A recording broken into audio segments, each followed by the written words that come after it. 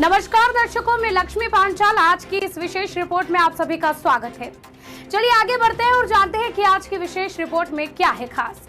वैश्विक सुझाव पर अमल और शांति के संदेश के साथ G20 समिट का हुआ समापन। पीएम बोले, एक फैमिली की तरह करना होगा काम।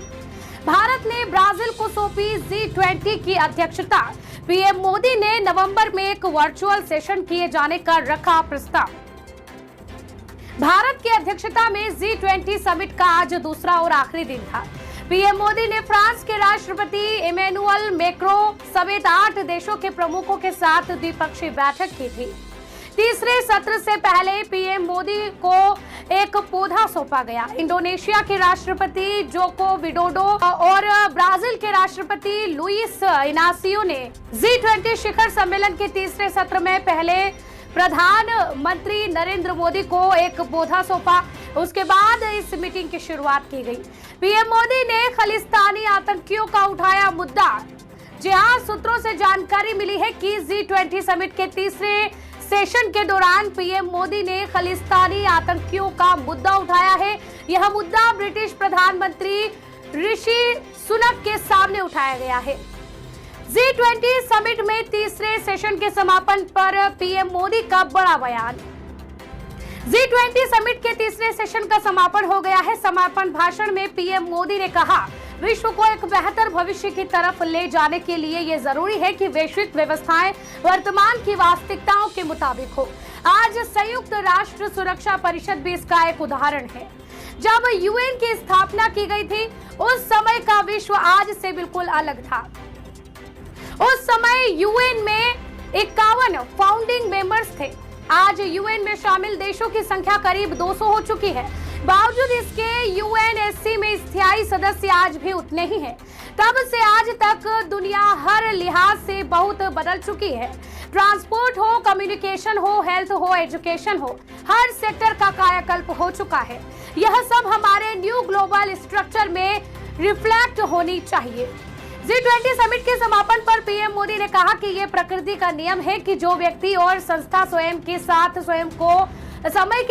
स्वयं को बदलाव नहीं लाती है, वो अपनी प्रासंगिकता खो देती है। हमें खुले मन से विचार करना होगा कि आखिर क्या कारण है कि बीते सालों में अनेक रीजनल फोरम्स अस्तित्व में आए और वो प्रभावी भी सिद्ध हो रहे हैं। आज हर वैश्विक संस्था को अपनी प्रासंगिकता बढ़ाने के लिए सुधार करना आवश्यक है। इसी सोच के साथ हमने कल ही अफ्रीकन यूनियन को G20 का स्थायी सदस्य बनाने की ऐतिहासिक पहल की है। पीएम मोदी बोले, परिवर्तन के साथ साथ स्थिरता की भी उतनी ही जरूरत है।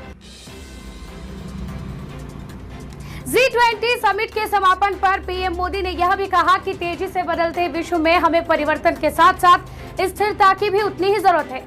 आइए हम पढ़ लें कि green development pact action plan on SDGs, high level principles of anti corruption, digital public infrastructure और MDB रिफॉर्म्स के अपने संकल्पों को सिद्धि तक लेकर जाएंगे। भारत ने ब्राजील को G20 की अध्यक्षता सौंपी।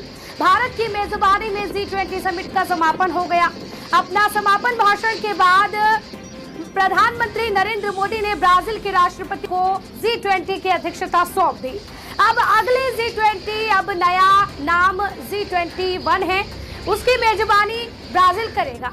प्रधानमंत्री नरेंद्र मोदी ने कहा कि ब्राजील के राष्ट्रपति लुइस इनासियो को मैं हार्दिक शुभकामनाएं देता हूं और उन्हें G20 की अध्यक्षता सौंपता हूं।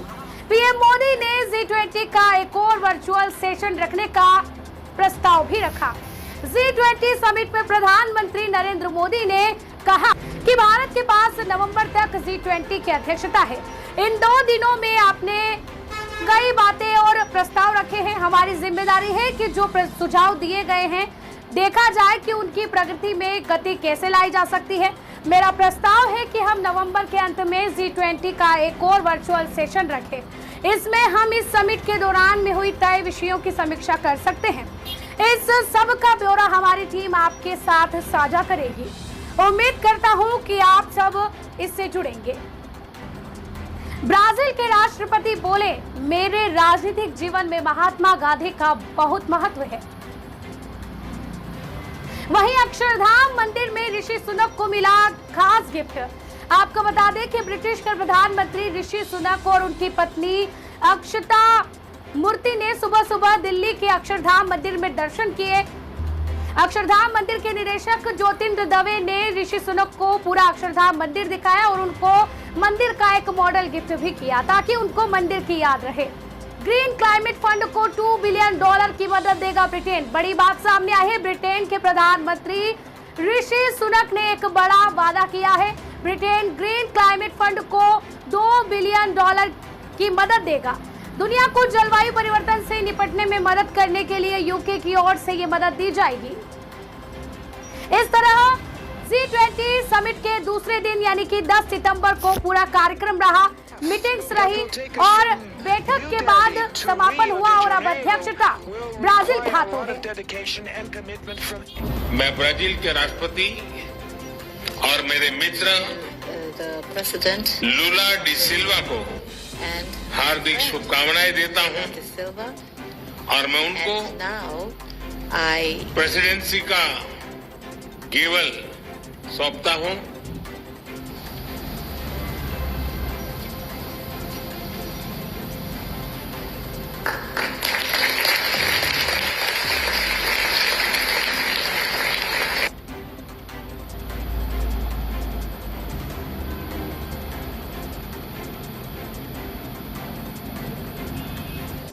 एक्सेलेंसीज, जैसा आप सब जानते हैं, भारत के पास नवंबर तक G20 प्रेसिडेंसी की भी जिम्मेदारी है। अभी 2.5 महीने बाकी हैं।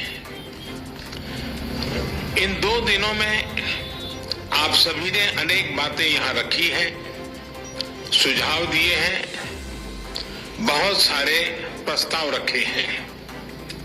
हमारी ये जिम्मेदारी है कि जो सुझाव आए हैं उनको भी एक बार फिर देखा जाए कि उनकी प्रगति में गति कैसे लाई जा सकती है। मेरा प्रस्ताव है कि हम नवंबर के अंत में G20 का एक वर्चुअल सेशन और रखें। उस सेशन में हम इस समिट के दौरान तय विषयों की समीक्षा कर सकते हैं। इन सब की डिटेल्स हमारी टीम आप सभी के साथ शेयर करेगी। मैं उम्मीद करता हूं कि आप सब इससे जुड़ेंगे।